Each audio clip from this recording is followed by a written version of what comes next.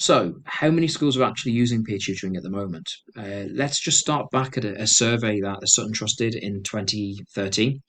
And this was basically surveying teachers to find out which interventions they were using. And at the time, only 1 in 100 teachers said that they were using peer tutoring strategies and schemes, even though the evidence base was showing that this was highly promising. So if we then move on to Teach Tap survey, which was completed in 2020. So this was a sample of 6,478 UK teachers, and it asked them would they consider, if COVID restrictions permitted, the use of peer tutoring. From this, only 4% of primary teachers and 12% of secondary teachers said that they would consider using peer tutoring strategies. So what we've done at What Worked is we've done a quick rapid review of pupil premium strategies that are published in 3 local authorities, and this was a sample of 425 schools.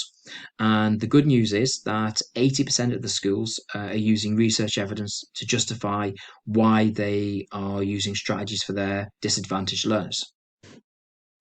However, from the review that we've done, again, we've only found that 1% of schools are highlighting that they would use peer tutoring as a strategy over the next 3 years.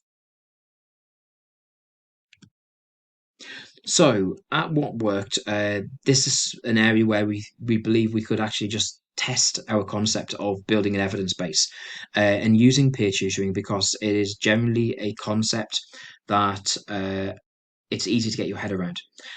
So what we're looking to do is that, because the evidence shows that it is a potentially high impact intervention for low cost, we're initially focusing on primary schools.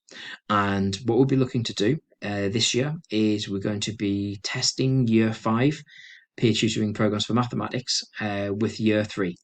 And then moving on to the next year, this will then progress to year 6, tutoring year 4. And what we hope to do then is the students who've been tutored, when they move to year 5, then become the tutors. So they've gone through this as a basically the tutee, and then when they get to year 5, they then flip into the role of being a tutor to then support a new cohort of year 3s. So as you can see, this then builds capacity within the system, and then you can see as they progress through the age ranges and the different types of education systems, such as like Key Stage 3 and Key Stage 4, then hopefully peer tutoring can be embedded within the educational system as a way of being able to provide support to students, as a way of closing particularly the gaps that we've found from COVID pandemic, as a cost-effective intervention to support schools.